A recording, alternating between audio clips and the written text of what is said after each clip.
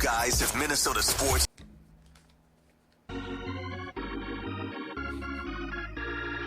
It's the SKOR North Twins Show. Baseball. Man, it's down to 1.5, but you do have the tiebreaker. You got the tiebreaker, so we keep talking about the tiebreaker. Like, they might literally be 3 games back in a week from now, the Tigers, if this keeps happening. But just a rough way to lose a baseball game in which you had a lead last night. So this is the SKOR North Twins Show. We have an Immaculate Grid. Twins are on the grid today, so we'll do that. We got the sports dad, Judd Zilgad. We got former Twins beat writer, myself, Phil Mackey, current Twins beat podcaster, Declan Goff here. Just right off the bat, gut feeling. Do the Twins make the playoffs? Yes, but it's a crawl. It's a limp. But yes, I think they make the playoffs. No, I think they don't. I don't think they have. I think that they're absolutely spent. I am waiting for Correa to try to run and pull up, or Buxton, which, I mean, there is Byron Buxton. You can watch him play the outfield. He don't look like himself at all. So, no, I think they miss, Phil. I'm the tiebreaker. You are the tiebreaker. I think they miss. I think the Mariners might even have a say in this. They do. Because what are they, two back now? And they've had some runs toward the end of the season. The last, handful of years, they've made some late runs. But, yeah, it just kind of feels, it feels dreadful. Like, they're running some of these pitchers out. They made that sort of Hail Mary waiver claim for that. What was that guy's name that they picked up yesterday? Cole Irvin. Is that a Hail Mary? Cole Irvin. Well, he's just like, they're bringing random dudes in with 2 weeks to go because Alcala is unpitchable, and yeah, it just feels. What percentage would you say Buxton and Correa are playing at right now? Like health-wise, performance-wise? 60 to 70%. 60 to 70%. I mean, Buck had the big homer yesterday, and you might add the same jump, but I'll tell you what, Austin Martin, Willie Castro don't make the catch he makes against the wall yesterday either. So there's certain things, too, that he's still able to bring, even at 70%, that are better than the options they've had in center field, too. I'd say Buxton's at 60%. Correa, I have no idea. Like, it's hard because it's such a sticky situation. I would say that the reality is he's probably playing at like 40%. Like, I think it's just a desperation. Hey, dude, if you can play, Buxton, I can diagnose more. Of course, the fact it's a bad hip really, again, is concerning because this poor dude has the body of an 85-year-old man. It's crazy. Like, he has a hip problem. I know. He's a relatively young man with a hip problem. So bad. It's like he needs a walker with tennis balls to play center field. It's really sad. Walker with tennis. But I mean, it's a hip problem. He's still fast. He's still the best. Even Walker with tennis balls, he's still the best defensive option in center field. No, he definitely is. And on the infield single that he hit on Saturday, he sprint. I mean, that was a nice run. The problem is, if he's standing still, he cannot get the jump to come in. He can go back. He can't get a jump to come in. I saw it a couple times against the Reds, and I'm like, that looks weird, but I'll wait. But then it was confirmed last night. They tried to say on one play, that he didn't know what was going to happen.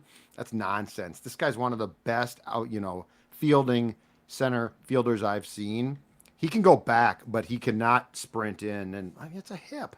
Yeah, he's not being secretive. Like, so I feel like sometimes throughout his career, it's been a big secret. Like, oh, what is he? Yeah. And he's just flat out been honest the last week, like talking to reporters and stuff. He's like, yeah, I am super uncomfortable. I am in pain, and I'm just gonna have to grind through it and figure it out from day to day. So. And as a baseball fan, I'm frustrated. Like that sucks, man. He was having a nice year. It's like, can he ever just have a fairly complete couple of short IL stints? Can that ever happen? Yeah, I know. You kind of thought like, oh, it felt like, oh, we'll put him on the IL just because we want to have him fresh for the stretch run. And maybe that's what they thought. but you're not going to, that's part of this for me is it's not like you're getting those guys back. The reason I ask about the 100% is, and you guys have been at the ballpark, is if those guys were like 80 or 90%, I would say, okay, yeah, well, this has been a rickety last month or so. Here we go. But now, yeah, who cares? Go in as healthy as you can be. But if these guys are going to be, I mean, for God's sakes, Carlos Correa literally had to like go to a different shoe brand. He's wearing New Balance. He has a massive Nike contract, and like he can't figure out a pair of shoes that allow him to play baseball pain-free. This feels like a huge story, like beyond his ankle and stuff. He is a high-profile Nike athlete, right? I mean, correct me if I'm wrong on any of this, but like super high-profile Nike athlete who had to go to New Balances so that he could play the last 2 weeks of the season. Mm-hmm. I also think, though, to our point, we had this the shoe conversation, comfort conversation a few weeks ago.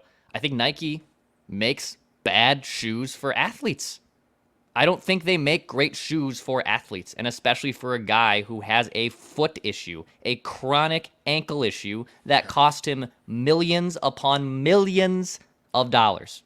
So you might have a sponsorship, dude, and there's obligations there, and you let your agent work that out for you and Scotty B. But at this point, if that shoe's becoming an issue, then you switch shoe clients, pal. That's not a hard thing to comprehend, in my opinion. If your shoe is causing you discomfort, guess what? Find a new shoe. Okay, find but a better shoe. But there's like behind the scenes, they are contractually obligated to wear Nike. So he could literally. I'm not reporting this. I'm just saying there's a chance that they had to talk with Nike and figure out a way to avoid a lawsuit. That he can't just like go on national TV with non-Nike shoes without conferring with Nike, and then they have to figure out, okay, they probably went through a 2-month process of trying to find a Nike shoe, and then try this, try that. Okay, guys, the clock is ticking here. There's 3 weeks left in the season. Is there a different? Can I go outside Nike? Because there's tons of lawyers involved. All this stuff probably happening behind the scenes right now. Absolutely, and Phil, to your point as well, like where the Buxton thing has been pretty frontal, right? He's got a bad hip. Okay, that sucks, but and he says, I'm going to try to play, but I'm hurt. Yeah. The Correa thing is where I think it's a really intriguing story is despite what we know, it's sort of shrouded in mystery. Like he goes out on July 12th. He doesn't play in the All-Star game. He goes to that game and immediately we hear, hey, he might not even need an IL trip. It's just like last year, right? Okay. Then I applauded this. He's hurt. Give him a few days off. So they do. It took how many days for him to come off the 10-day IL? Like there is a lot to unpack here, including, and this is a separate thing, including the fact that this dude had a list of players that he wanted the front office to pursue, and they came back with a slappy reliever, Trevor Richards from Toronto. So like, I do think that there is a whole like Carlos Correa Twins 2024 story of which we don't know almost everything. Yeah, I think you're probably right. So and Scott Boras represents Correa, Royce Lewis. There's probably a couple other players that I'm missing as well, but be very interesting. I think it's going to be regardless. I think of this season playing out, making the playoffs, missing the playoffs, and probably anything short of like a competitive run to the ALDS. I'm not even going to say the ALCS, but you win the first round series and maybe you force a 4 or 5 gamer against the team in the ALDS. Anything short of that, I wonder if there's going to be some things behind the scenes with Boras, with star players that are just going to maybe percolate here. Something to watch. Yeah. Something to watch. And again, like there is still a chance that they slip into the playoffs. Bailey Ober gives you Pablo Lopez, and like it is very on the table for them to win a playoff series too in the next 2.5 weeks. Which here's my question, because Pablo, in my opinion, against Cleveland on Monday was fantastic. I know he struggled at the end, but one, Rocco allowed him to stay in, and he should have. And two, he still left with a great pitching line. So here's my question. If you make the playoffs, can the bats do anything? Well, yes. I mean, in a small, we're talking Right, but I'm small saying that- baseball sample sizes. Right. They scored 9 runs 2 days ago. Like, But that's yes. the question. But like, can you do if you can get the bats going? I mean, Pablo deserved to win last night. There's no question about it. So in a key game against a good starter against a good team, can you get 5 runs? You know, Yes, 6 yes. runs, right? I think the It's a rhetorical I don't know, question. I'm going to take your question and spin it into a different question, which is a classic Judd trope on these shows. The answer in a small sample size is, of course, they can score 9 runs in one baseball game. Of course, they can win 2 out of 3 against even a good team. It's what can they do if Buxton and Correa are only at 60%, Correct. and if they only have 2 trustworthy starting pitchers over a playoff stretch. And I think all of us would agree. I don't know, maybe Judd disagree. I think they can still win a wild card series. Call me crazy. Baseball works weird in small sample sizes. Do I think they can win like a division series afterwards where now it's a 5-gamer and now you're getting it in the middle of October? So like the glass ceiling on this team feels evident. But I mean, Royce Lewis is the type of dude that could just carry you for 3 weeks and all of a sudden, holy cow, you got 2 good starting pitchers, Royce Lewis, and just ride his coattails. But I almost feel like part of me is kind of wondering if they just keep sliding and Detroit passes them and they don't make the playoffs, what does that force the organization to confront in November, December, January? Or would they just kind of slide under the radar and, I cut payroll. rough. What am I going to do about Yeah. it? Yeah, you're right. I don't know. Feels more like a shoulder shrug emoji if that happens with them. How they would handle it is what I'm saying. Well, does the manager fully see eye to eye with Royce? You know, like there's little things like this that there's weird things. I feel for like sure. need to be figured out. Yep. I'm telling you right now, we've all covered sports. To go back to what we talked about on the Twins Show on Monday, I do not believe that the messaging of the last month from the manager and by extension front office to the clubhouse has exactly been embraced. That's my thing. And I mean, now are guys going to demand trades? Are guys going to be just pissed off and then it's going to pass? Who knows, right? But I think we discussed this last week. If you were to ask me right now, okay, they don't make the playoffs. What's the fallout, right? Falvey fired, Baldelli fired, guys traded. It's not going to be that bad. Right. Or, no, you know what? They cut more payroll. I'm taking that door. I think there's a better chance that they cut, and they probably don't come out and tell us this time, but I think that there's a better chance. Do it silently. We can see them in the background. Because of their television situation, I think there's a better chance they cut payroll, and when confronted, they will say, well, look at the Guardians. Yeah. Smaller payroll than us. A lot of players up for ARB too. A lot of players in the last year. Like, there's going to be some players, I think, if they're indeed slashing payroll, you've got the one. That's how it You've got the starts one right for there. You start parting ways with guys that are going to be arbitration eligible. Yep. That's guys that are going to be due significant raises. They love Willie Castro. Do they want to pay Willie Castro $8 to $9 million in I'd be fine arbitration? I'd be fine if they traded him high. I would There's too, personally. there's some moves that make 100% sense that would also be cost cutting moves. Yeah. But yeah. in general, like another cost cutting off season would be really bad for this fan base. Really bad. By the way, the Tigers, just looking at their schedule, so they've got 2 more in Kansas City, 3 in Baltimore. So they got some. These are not easy games for them. But then they get 3 against Tampa Bay, followed by they get 3 layups against the White Sox to end the season. So here's the other thing, and I talked with Ross about this on Extra Innings last night. So if the Twins continue to dig themselves in a hole where they're not doing themselves any favors, and they have to host Miami, who's bad next week, but then they finish the season against Baltimore, who could still theoretically be playing for a bye, a division. Like Baltimore will likely have more at stake potentially than the Twins in terms of their playoff positioning. So what happens if you have to go into that Baltimore series and on Friday, Saturday, or Sunday, you have to pitch Pablo and Bailey, and the wild card series starts Tuesday? That means possible. Simeon or Festa or any one of these guys is starting game 1, that's the part you are going to really have to avoid. The Zebmeister. But you can't Get on be out there. concerned about that. I right? know. I know. So you're just screwed. The funny thing is, like, the division's out. They're not winning the division. It's over. They're not winning the division. Were they 7.5 back? Yeah.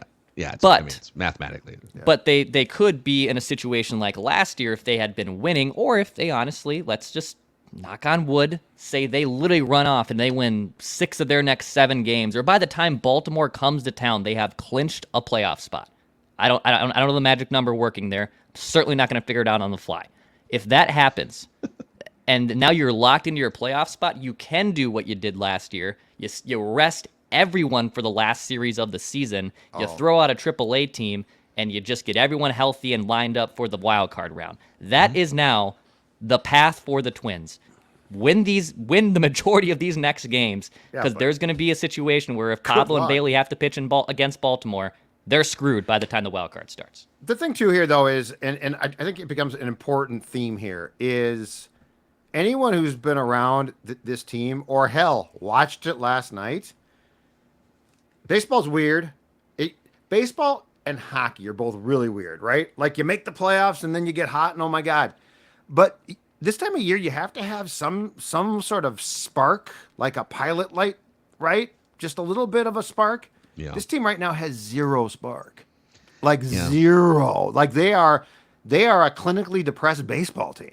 Yeah, there are a lot of examples though of teams that just like they find it right at the end and it carries them to a. Remember that one year, and this Dodgers team was way more talented and healthy. Right. Remember that Dodgers team They were like 6-25 or something in the last month of the year. A couple years ago, yes. Yeah. And then they went on that run. So but like you said, they can flip.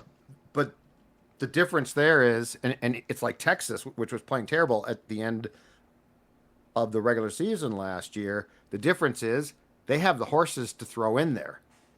Like, the horses aren't coming. It's different. As much as Dex hates them, the horses aren't coming. The Diamondbacks lost 7 of their 10 games before the playoffs started last year. And they went to the World Series. And also, like, they had Zach Gallen, who was really damn good last year, but, like, they really had to rely on some other random guys that I think more common baseball fans probably like, who the hell was Ryan Nelson going into that series? So you're saying Cole Irvin. Yeah. Cole Irvin's going to give him a complete game. No. He can't pitch in the playoffs. No, against Baltimore. Last series of the season. Oh, okay. I see. Okay. No, he's done. They might need the playoffs. Hey, Alcala, we know we demoted you, but it's playoff time. You're playoff eligible. Come on up, back up. Baseball. By the way, I should have mentioned this off the top of the show, but Trevor Plouffe is out in New York City so John Boy, which is he's a part owner of John Boy Media. You can find him on Talking Baseball, Baseball Today. They do awesome stuff. So they've got their upfronts today, which big meetings with like advertisers and things. So he's tied up in big boy C-level. Potentially put a nice sport coat on meetings today. I bet he cleans up well. He'll be back in the mix next week for Trevor Plouffe Tuesday. Let's get to an Immaculate Grid here, boys, before we end this show. Nicolay Law is the exclusive personal injury law firm of SKOR North Podcasts, and they are here to help when you or a loved one gets injured. You know that ordinary life can come to a stop. Things can get complicated, and during that time, things are uncertain for you. Insurance companies, maybe you're pressuring you. That's where Nicolay Law comes in to help you get the compensation you deserve after an accident. So if you've been injured, get Minnesota's local award-winning injury lawyers. Get Nicolay, nicolaylaw.com, or give them a call at 1-855-NICOLAY. Baseball.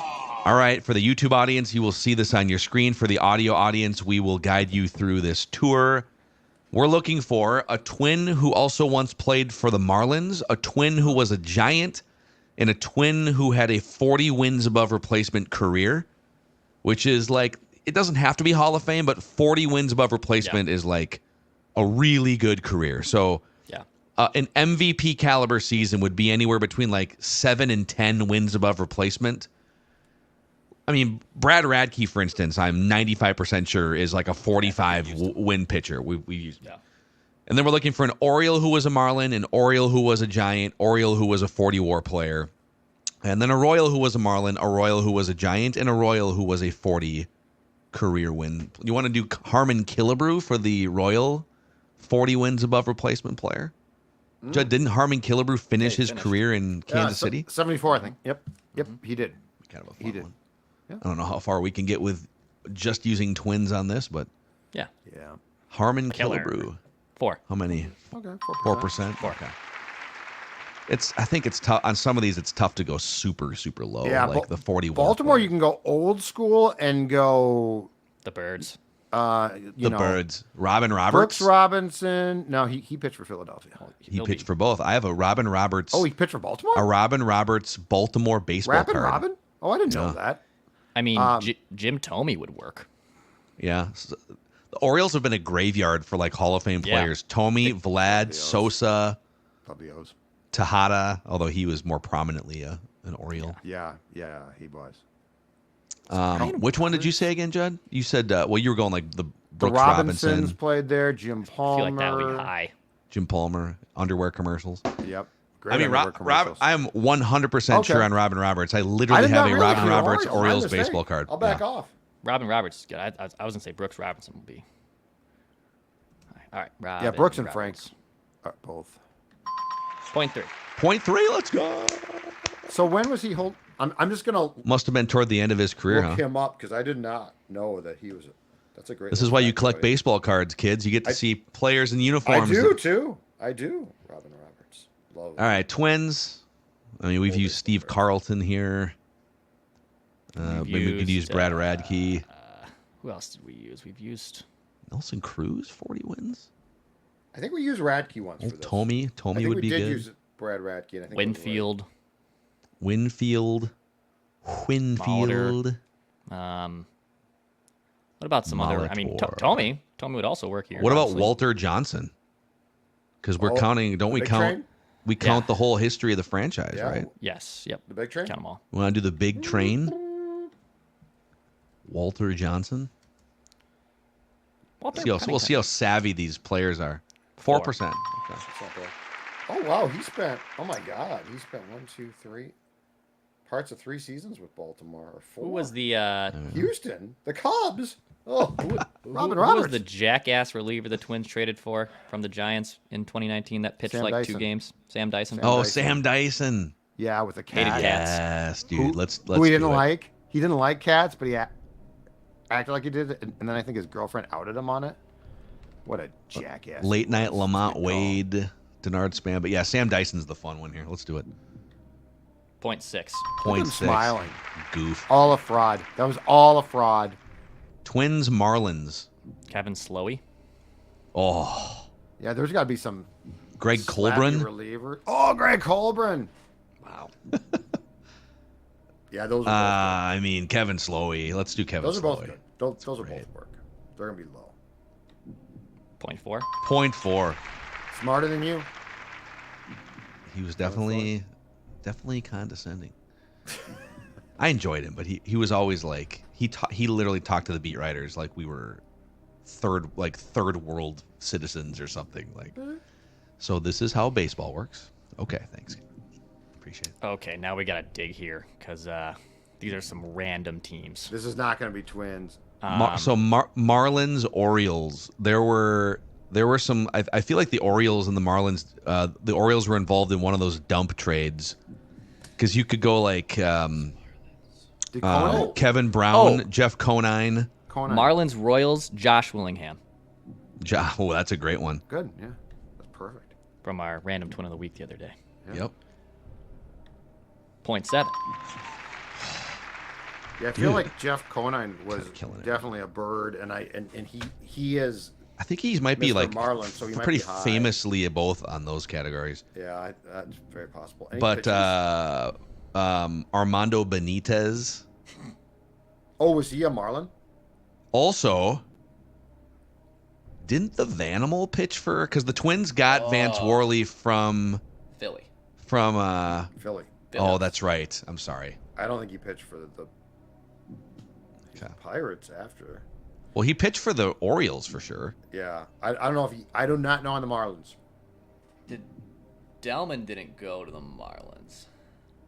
Tampa came Delman, here from Tampa. Tampa, Birds, Detroit. Baltimore. Twins. Dude, I think Like to I drink. think Vance Worley pitched for the Marlins. Okay, take a shot. I do not remember. We can it, come but back to it. We can come back to it. But did he pitch for the Orioles? Yes. Mm-hmm. Oh, he He did. did Okay. pitch for the Orioles. I I did know not he pitched for remember either him as a team. Marlin. Though. Didn't he also open? Wasn't his one opening day start for the Twins also against the Orioles? I feel like that's what Sounds happened. right. That was against Detroit. Hmm. It sucked, I'm wrong. whatever it was. A lot of Vance Worley talk on the Immaculate Grid today. Great, Rex.